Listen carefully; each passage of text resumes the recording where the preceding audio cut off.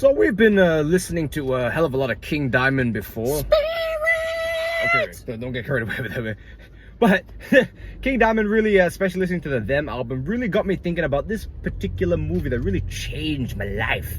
Really changed the way I looked at the horror genre. And the movie, does this movie have spirits? It does have spirits! And do they rise out of the grave? I mean, technically, but then they're also kind of... Anyway, the movie is The Evil Dead by Sam Raimi. Yeah, it's really one of those, like, cult classics. You want to talk a bit about this, the production first? Like, should we talk about the production? I mean, look, if you don't know about this movie, you should definitely go and see it. It's Sam Raimi's first feature film. What a triumph.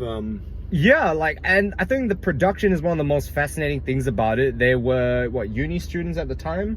I don't know if they were uni or students. Fresh out of uni. They were quite young, like, again, it was his first feature film really early in their career. But they had no support at all. No, zero. From production to distribution, nobody would help them. It was 100% their plan. I mean, 100% their funding. Cinema, man. Oh, 100%. Like, it was the kind of thing where, it was all their money. It was all their, all of these little pockets of time that they dedicated. Did it take them like 2 or 3 years to finish it? Yeah, across the span of 2 or 3 years. And, it's almost like, on weekends and whenever they could, they just go and shoot it. And, they found this location, this little house in the woods.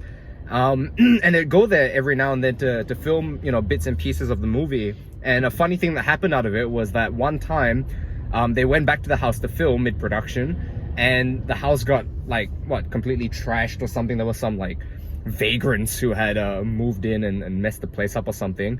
And yeah, that was just something they had to deal with, Truly indie cinema, like, really at a time where, they had zero support, but they still found a way and they made their film. And my God, this is truly a testament of a film to what you can do with a micro budget. I want to talk about the distribution as well. The fact that nobody would pick it up, so they actually, took it to unis and all that and charged people to come in and watch it for $1 or whatever. And they were already doing that before Evil Dead. That's how they kind of, raise money for their projects. Yeah, and I mean, that's the thing. The distribution, opportunities only came to them later when they started to build traction. But in every sense of the word, this was a truly indie film and a triumph for indie filmmakers. Like, I mean, talking specifically about the film, it was truly a horrific, like, movie.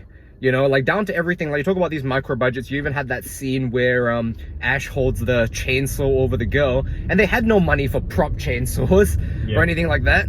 So they had to have a real chainsaw. Didn't one of them actually get hurt from the glass smashing scene? Yeah, so again, they couldn't afford getting, prop glass, so there was actual glass being smashed, and I'm pretty sure somebody got cut and hurt fairly badly from it. But it was just that, that was the kind of thing they just had to do, and they did it. And, like, the end result was brilliant. It was such a well done film. It really, I thought one of the great things. It's one of the best Western horrors I've seen. Oh, I would put it down because there. I do feel Western horror in general is pretty weak. I think over the years as well, there became such a reliance on CG to create horror. But this was something where, think about their sets, their makeup, for fuck's sake. Like, the makeup was so good. It was kind of, it wasn't too overdone. I thought the makeup was simple enough that it retained these sort of human features. But I think the performances and the makeup really created this sense of, like, disturbance, when you see it. I don't understand the use of CG in horror. I really find it unnecessary. Well, some of the greatest horrors, honestly, like, you talk about a lot of Asian horror, like Ju-on and stuff, and it's a little boy in white body paint. Look at Shudder. Yeah, a lot of these things, it's about, and I think, I think a lot of people do rely on CG in the modern era because they're trying to find new ways to create this inhumane presence, right? But I think a lot of that, and even with Evil Dead, it can be done with great camera work, great editing, great performances, I mean, even when you dial all the way back to shit like, what was it, The Exorcist, like a really early time. And I didn't like The Exorcist. I thought it was really slow and boring. That's fair enough, but I think my point about that is more on the performance. Because great actors, the whole thing about demonic possession is seeing this contrast in personalities, and at its core, that comes from great acting, and I think great makeup artists also then bring that to life. And this film was honestly so pivotal and so revolutionary with filmmaking. I actually was the first time even, when did this movie come out? Like what, the late 80s? I think it was late 80s. Late 80s. And this was, you know, I watched it just something like last year, and I still felt, I could feel my fucking like 7-year-old self going like, holy shit, if you had shown this to me when I was 7, 100% would have been traumatized. Institutionalized. Oh, it was really, and like I really don't use that word lightly, but like it was really like traumatic level shit. You know, like in the imagery and the shit that was happening, they knew how to use violence in a way that wasn't overdone. They didn't shy away from it, but they also knew the limitations of their practical effects.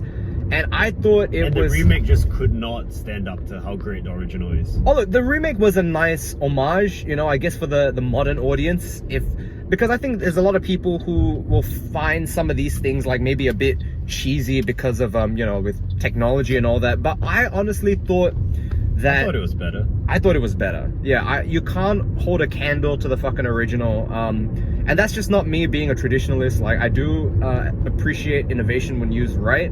And Sam Raimi produced the remake, so I mean, he gave his stick of approval, but you can't replace just that sheer, I mean, the rawness of it all, the writing, honestly, the performances were fucking great. You know, even though what's his name, the guy who played Ash, I've got the actor's name, his performance was definitely more indie, very, bit more amateurish around that time, but, you know, it didn't take away from the film. You know, I thought it was a great story, even with things like the Book of the Dead, you know. Look how influential it's been on horror cinema in subsequent years. Oh, 100%. I mean, you got films like Cabin in the Woods, which is pretty much like a direct paying homage to that film, or a parody of it, if you want to put it that way. Yeah, like, I think it's really... And look, that is the film that kickstarted Sam Raimi's career. And then how many stars would you give? Oof. I mean... You know what? Like, I'm a huge horror fan, but even just in the realm of films, I actually have to give The Evil Dead 5 stars. I give it 5 because my reasoning for 5 is, can I find anything about it that's wrong or anything to change? Would you change anything? No, it's like, perfect. Yeah, and like honestly, even if it was made today, I still think it's a fantastically done film. I wouldn't want it to be shot in higher quality or anything else. I think the way it is, perfect. Yeah, and that also captures this thing of like, and you know, for me it's like, that's also my little issue with reboots or remakes, is that just because something is in higher def doesn't mean it's better. And honestly, The Evil Dead, that was perfection in a movie. Now, a small disclaimer, The Evil Dead 2 yucks. That's a whole other thing. But yeah, I mean, look, that's why I think certain things should stand alone. But you know, Sam Raimi's career took off after that. He's done some pretty great things. Look, I like what he did with Spider-Man after that, but you know, not everything he touches is gold. But what a kickoff for his career. So that's Sam Raimi's The Evil Dead. Nice one, Sammy. Nice, mate. See ya.